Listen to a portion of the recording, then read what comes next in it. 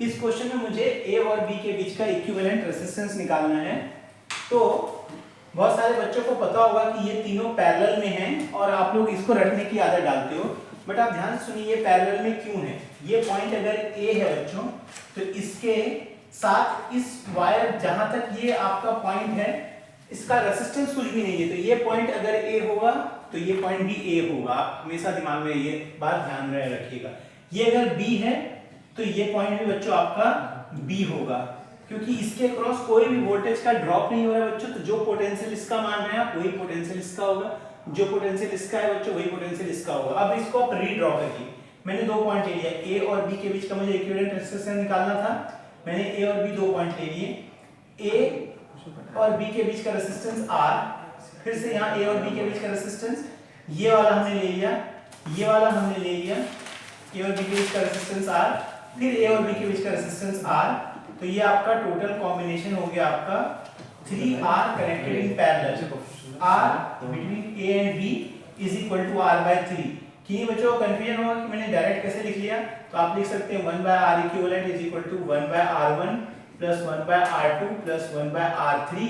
और सारे रेजिस्टेंस अगर इक्वल हो तो 1/R plus 1/R plus 1/R लिख सकते हैं 1/R इक्विवेलेंट। और ये R इक्विवेलेंट की वैल्यू आपकी हो जाएगी this is nothing but 3/R। आप इसको रेसिप्रोकल करके R/3 लिख सकते हैं, ठीक है। अब इसमें मैं एक वेरिएशन ला रहा हूं, देखो तुम लोग भी ध्यान से। यहां पर मैंने एक रेजिस्टेंस ले लिया बच्चों और, ठीक है ना, और यहां पर मैंने एक रेजिस्टेंस ले लिया और, ठीक है ना। अब इस टाइप के क्वेश्चन को हम लोग कैसे करेंगे, पहले तो आप लोग इसका स्क्रीनशॉट ले लीजिए जो वाई वाला था। अब नेक्स्ट हम लोग इस टाइप के क्वेश्चन को करने वाले हैं। देखिए फिर से आप रीड्रॉ करोगे सर्किट को, लेकिन इस बार क्या डिफरेंस होगा मेरा, इस बार डिफरेंस ये होगा बच्चों, ये पॉइंट ए है तो ये पॉइंट मेरा ए नहीं होगा, ये पॉइंट मैंने मान लिया सी है।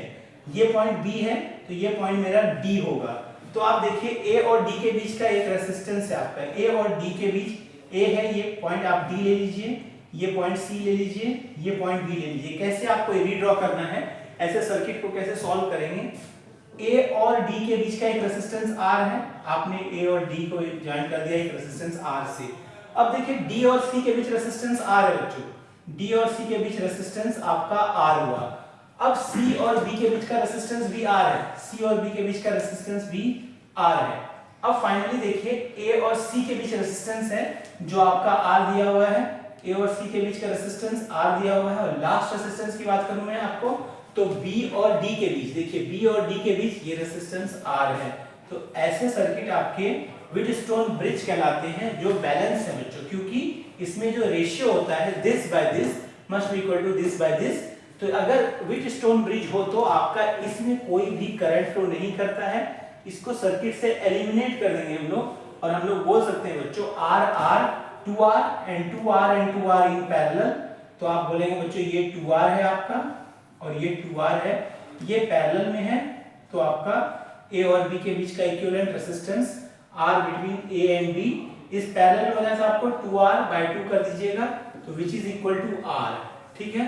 तो ऐसे क्वेश्चन को हम लोग ऐसे सॉल्व कर सकते हैं बच्चों, ठीक है। एक और क्वेश्चन मैं ले रहा हूं जिसमें आप लोग को थोड़ा और इस कॉम्बिनेशंस को समझने में हेल्प होगी।